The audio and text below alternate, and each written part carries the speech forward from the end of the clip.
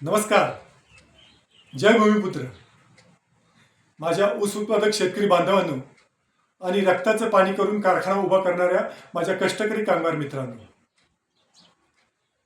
5 मेचा दिवस किसनूरच्या इतिहासात काळ्या अक्षराने लिहिला जाईल. लोकशाहीच्या नावाखाली भुईंच्या मातीत हुकुमशाहीचा नंगानाच झाला आहे. ज्यांनी 38 महिने पगार दिला नाही, ज्यांनी शेतकऱ्यांचे 120 कोटी रुपये दाबून ठेवले, त्या प्रशासनाला जाब विचारायला जाणं हा काय गुन्हा आहे का?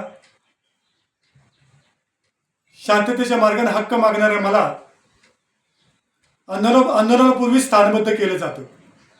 कार्यकर्त्यांची धरपकड केली जाते. याचा अर्थ एकच आहे, सत्ताधारी घाबरले आहेत. तुमच्या संघर्षाची ताकद त्यांना कळाली आहे. आज मकरंद पाटील आणि कारखान्याच्या संचालक मंडळाने पोलिसांच्या खांद्यावर बंदूक ठेवून आमचा आवाज दाबण्याचा प्रयत्न केला आहे. पण साहेब, लक्षात ठेवा, तुम्ही मला 4 भिंतीत डांबून ठेवाल, पण हजारो शेतकरी आणि कामगारांच्या मनात अन्यायाविरुद्ध पेटलेला हा वणवा कसा विझवणार? शेतकऱ्यांच्या घराची दिवाळी अंधारात गेली, कामगारांच्या मुलांच्या शाळा सुटल्या, पण तरी हे संचालक मंडळ निर्लज्जपणे खुर्च्यांना चिकटून बसले. जेव्हा हक्काचा पैसा मागायला जातो तेव्हा तुमच्याकडे जमाबंदीचं हत्यार असतं आणि आमच्याकडे फक्त थकबाकी असतं. हा कसला न्याय? बांधवांनो, खचून जाऊ नका. माझा तुम्हाला निरोप आहे. ही तर फक्त ठिणगी आहे. आज ज्यांनी आपल्याला अडवलंय, पण उद्या संपूर्ण सातारा जिल्हा किसनूरच्या दारात उभा राहील. मित्रांनो, अन्याय करणाऱ्यापेक्षा तो सोसणारा जास्त गुन्हेगार असतो. आपण आजवर खूप सोसले, पण आता नाही.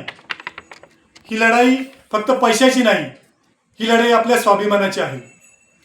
जोवर शेवटचा रुपया मिळत नाही तोपर्यंत ही भूमिपुत्र संघटना मागे हटणार नाही. पोलीस बळाचा वापर करून तुम्ही आमचं शरीर अडवू शकाल, पण आमचा विचार आणि आमचा हक्क हिरावून घेऊ शकणार नाहीत.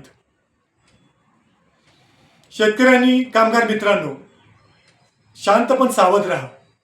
ही हुकुमशाही उलथवून लावण्याची वेळ आली आहे. ही छोटी टिणगी येणाऱ्या काळात वणवा झाल्याशिवाय राहणार नाही. लक्षात ठेवा, हक्काचा पैसा हिंमत असेल तर अडवून दाखवा. भूमिपुत्र संघटनेच्या पाठीशी खंबीरपणे उभे राहा. ही लढाई आता थांबणार नाही. तो न्याय मिळेपर्यंत असाच धगधगत राहील. जय जवान, जय किसान. भूमिपुत्र संघटनेचा विजय असो. धन्यवाद.